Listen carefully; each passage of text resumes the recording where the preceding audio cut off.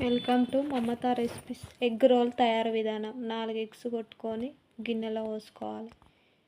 సగం table spoon కారం, టేస్ట్కి తగినంత సాల్ట్ వేసుకొని కలిపి పెట్టుకోవాలి. పెంక పెట్టుకొని ఆయిల్ పోసుకోవాలి. కొద్దిగా ఆయిల్ పోసుకొని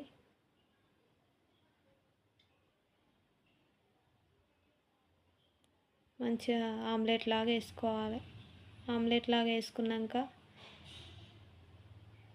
కొంచెం ఒక 5 నిమిషాలు కాలంగానే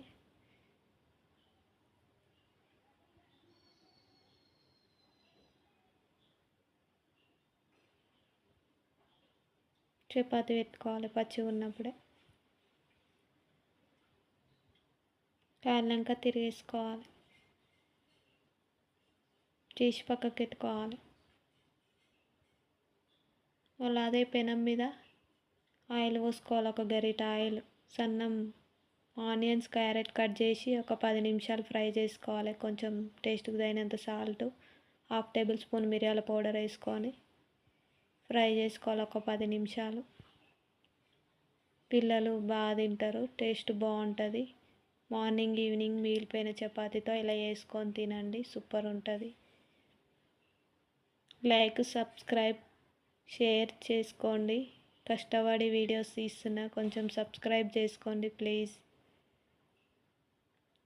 బాగా చేస్తా వంటలు, టేస్ట్ బాగుంటాయి.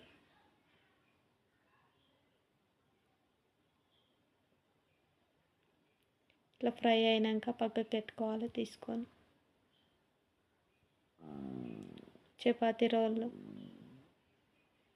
మనం చేసుకున్న మిశ్రమం వేసుకోవాలి. స్టఫ్ వేసుకొని రోల్ చేసుకోవాలి. రోల్ చేసుకొని పక్కకు పెట్టుకోవాలి.